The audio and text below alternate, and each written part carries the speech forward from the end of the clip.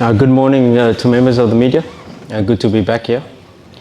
I think the Champions League has shown us that you cannot predict in matches of this magnitude. Everybody probably expected Ahly to win, but Sundowns came in with a away goal, and on the other side everybody probably expected Pirates to win, and it shows that even Pirates scored 2 away goals and they were not guaranteed even to qualify, and that shows us there's no big club, there's no small club. It's who can manage the expectation of a big match, a semi-final second leg. It was very important for us to keep the clean sheet, but we know we got a very big job to do here in the second leg. Good morning, media team. We as players about tomorrow's game, we know the task that we have. It's not a small task, but we as players, we are ready and we have gotten enough support from the coach to make sure that we win tomorrow's encounter. I think Simba is a big club, a huge institution that should normally play Champions League.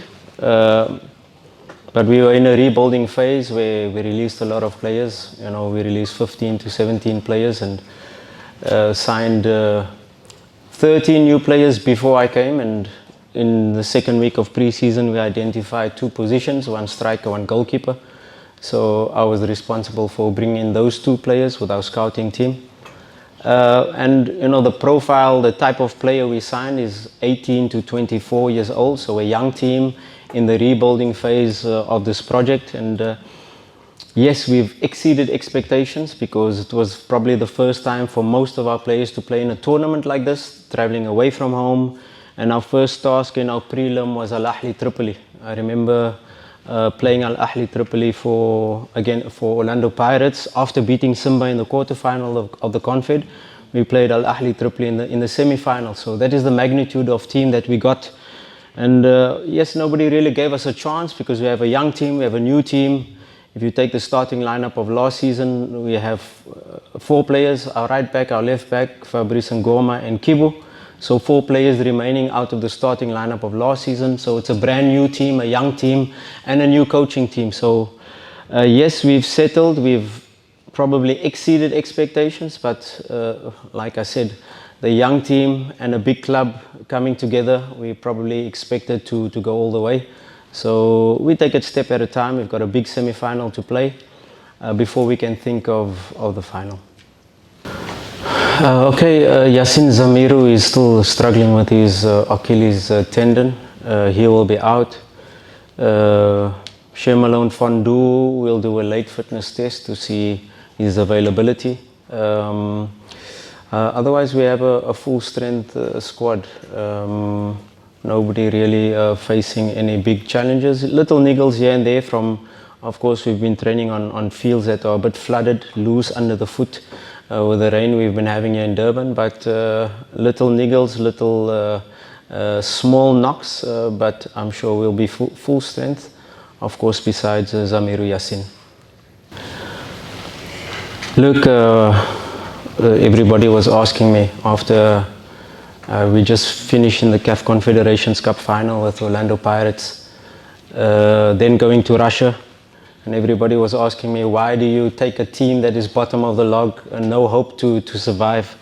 But it's a club close to my heart and I had to do everything to try to save them. And already getting to the playoff final was a huge achievement on its own, considering where they were in the log. But it's a team that is close to my heart. I played for them. We made history with them, getting in the highest position in 4th place. We got to a cup final, we got to semi-final. So we made huge achievements with the club. And of course, seeing the club at the bottom with no hope, coming from a big stage where I was, to take them, everybody was saying I'm crazy, but I had to try. The project so far is, like I said, we've probably exceeded expectations, but we've got big ambitions as a technical team. We still have 3 competitions to play for. Yes, we have to win all our remaining league matches to be champion. Yes, we're in the semi-final of a cup. Let's call it the FA Cup, CRDB Cup. And we've got this big task ahead of us in the semi-final second leg. So juggling competitions, we know after this match is immediately four 4 matches in the space of 2 weeks in the league to catch up our 4 matches that we're behind, and then it's hopefully the final traveling away first. Yes, sir. Coach Fadlu, Robin Mandela from Sportswire. Coach, I just wanted to find out with Stellenbosch having taken the gameplay there, does it give an advantage, or also are you aware of the courage that they've gone this far, having not played, at home, in Stellenbosch? Yeah, they're a dangerous team. They, just looking at the history, last season before, they beat Sundowns, they beat Pirates, they struggle a little bit with Chiefs. But they're the hoodoo teams of the big teams, and they know how to play against big teams. They don't mind not having the ball. They cannot have the ball for the entire match, 30-40% possession, and then they hit you with one counter attack. So a very, very dangerous team. And looking at how they're approaching CAF games, they're going very much percentage football. They're playing the ball behind your defense line with their speed. They're getting a long throw on the halfway line. They're throwing it into the box. Any ball can fall. And that was probably the most dangerous moment from a long throw. We manage their transitions, and that is extremely key. But it's a very difficult, awkward match that we're going to play. Maybe they come with a different approach and say, let's high press Simba, or maybe they're a little bit more cautious, knowing that an away goal, they will have to score 3. So we prepared for all game plans or all strategies that they will come with. We have to be ready to be able to do the job. And like I said in the first leg, my concern was keep a clean sheet. 0-0 was okay for me. When I approach this match, I want to score an away goal. The one goal is not enough. A team like Stellenbosch, they're also equally good. They have young players. They're ready to compete. But as Simba, we know, is a big club in Africa right now, and it really needs a recognition in the continental football. So as players, we know the task ahead, and we're ready to fight.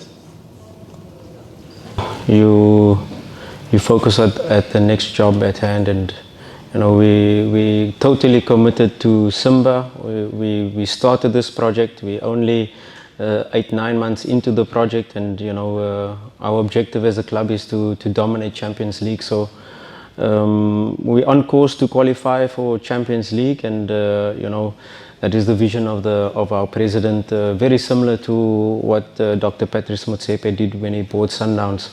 And our president has huge ambitions to be able to dominate Africa. So this is we're only baby steps into the project, so still lots to come. And our young squad, we're not yet at our full potential. They've gained a lot of experience of getting this far in this competition.